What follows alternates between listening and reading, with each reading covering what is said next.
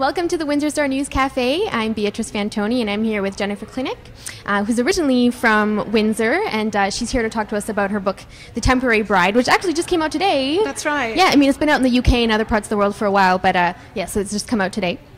So thanks so much for coming in and speaking with us. Welcome. It's a pleasure. Thank you. So Jennifer, just to start, can you quickly give us a summary of the book without giving too much away?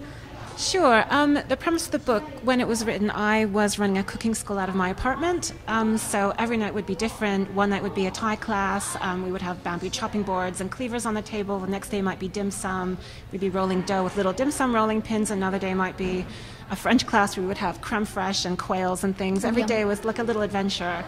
And what I used to do is twice a year for about a month, I would close up my school and choose a different country that I was interested to learn more about the food, and I would go there. So I'd been to places like Burma, Ethiopia, Yemen, and I really wanted to go to Iran. Since I was a university student in Montreal, I'd always had a sort of obsession with Iran and Persian food. And so this book basically takes place during that journey to Iran to learn about traditional recipes. And then when I was there, I met someone and had a sort of a romance. And it's also about that experience, which, as you can imagine, in Iran, it's not the place you expect to go to experience love. It's also, because of the nature of the culture, being a strict Islamic nation, it kind of talks about all of that experience. Yeah, no, it's a really great combination of food and romance and a faraway place that maybe a lot of us aren't very familiar with. And what I mean, your background is in finance. You taught cooking. What brought you to write a book about this experience? Yeah, it wasn't something I ever planned to do. I mean, I always loved to write. I used to write newsletters when I ran my cooking school about where I'd been with recipes and things, and I had quite a big following. I used to get emails from people all over the world saying, "I love your newsletter," and then when this experience happened, when I came back, I did a sort of a flat swap with a friend in New York, and I told her I've just got back from Iran, and would you believe I've had the romance of my life? And she said, "Oh God, Jennifer, only you." And then she said, "You have to write a book about this."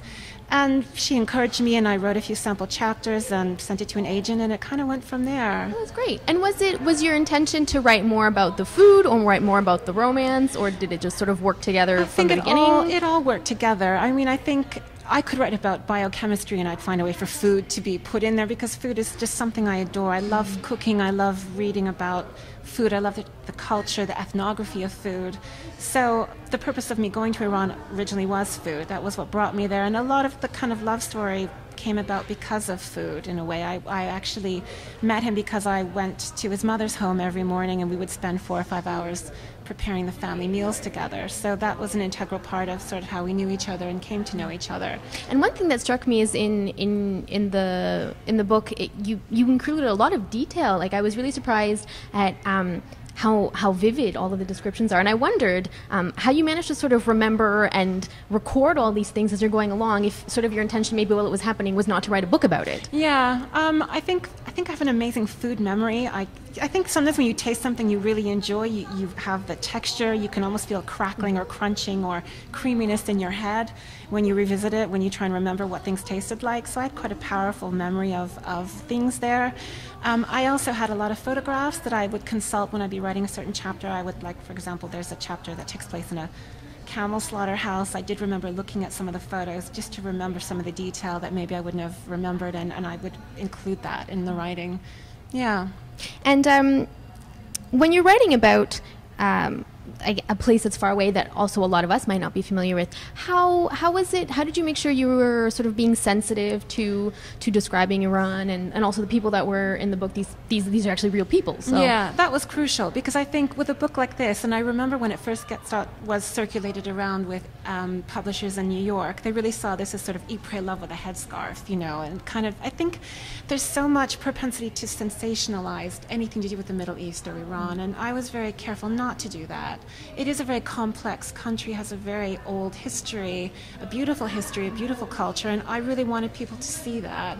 Some of the biggest compliments I get is when people read the book, they say, "My God, I never thought about going to Iran, but actually I'd love to go, or I really want to try the food," or they take an interest in the culture and they see it differently now, and that was very important to me. Mm-hmm. Yeah. And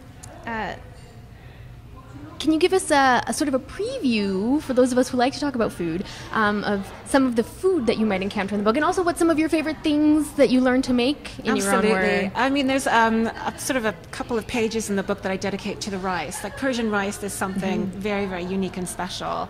The way that they make their rice is they sort of boil it a little bit like pasta, then they drain it, and then they put it into a pot with loads of butter, and they steam it with a tea towel over. And what happens is this beautiful crust kind of forms on the bottom. And it's just delicious, and it's very fluffy, and it's amazing. Another thing I remember, and I've tried to make it a few times in my kitchen in London, it's not very easy, is they make a kind of bread called sangak, and they bake it on a bed of little pebbles. And so when your bread is done, they hang it on nails, and you have to flick out all the pebbles to take the bread home. And it has this beautiful kind of indentations on this crust. There's so many things. A lot of the stews, like for example in Iran, they never use a knife when they eat. They braise all their meat with lots of, fruit and nuts and spice until the meat is just falling off the bone, and they just eat with a fork and a spoon. And oh, yum! It's delicious. It's it's really if you are into food, I think Iranian food is really something special.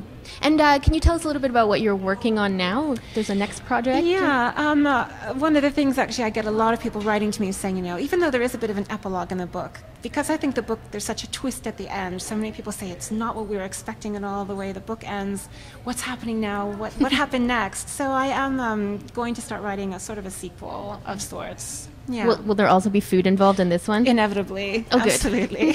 Wonderful. So Jennifer Klinec, thanks so much for joining us today and telling us about your book. It's called The Temporary Bride. So definitely pick it up if you're into food and travel and romance and wonderful insight. Thanks so much. Thank you.